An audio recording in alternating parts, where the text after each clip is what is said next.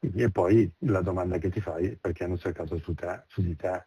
Cioè la domanda che ti devi fare alla fine non ha nessun senso secondo me che lo facciano, però evidentemente alcune informazioni fanno gola e quindi magari vengono utilizzate in maniera sbagliata. Stupore, amarezza, ma anche inquietudine. Questa è la reazione di Walter Bertin, fondatore di Labomar e vicepresidente di Confindustria Veneto Est, tra gli spiati eccellenti finiti nel mirino di una ramificata organizzazione criminale dedita al mercato nero dei dati sensibili, un vaso di Pandora scoperchiato dalla Procura di Napoli che in Veneto ha messo sotto indagine una società di Verona e i direttori di 2 uffici postali nel Bellunese, ma gli indagati in tutta Italia, tanti dipendenti pubblici, sono almeno 85. Per Bertin bisogna interrogarsi sul loro ruolo e funzioni. È così facile accedere ai dati sensibili?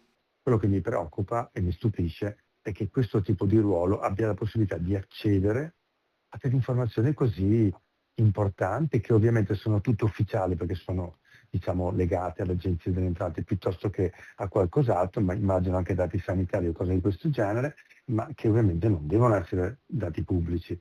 Quello che è certo è che sono migliaia le vittime, difficile quantificarle, stimato oltre 1 milione di accessi abusivi alle banche dati di INPS, Agenzia delle Entrate, Sistema SD. Lo stesso Bertin è in uno degli elenchi dei profili spiati scansionati a campione dagli investigatori. Con lui, tra i tanti, anche Claudio De Nadai, sempre del CDA Labomar, l'ex portiere dell'Inter Alex Cordaz, originario di Cordignano, l'attrice e showgirl veronese Lori Del Santo. Uno può essere indifferente e dire: "Vabbè, tanto non c'è niente da scoprire, siamo trasparenti", però capire il perché viene fatto, insomma dai, non è una cosa così bella. Anche perché, sottolinea Bertin, qualcuno nel marasma generale sta confondendo indagati e vittime, un cortocircuito che va stroncato sul nascere. L'imprenditore trevigiano trova però il modo di strammatizzare.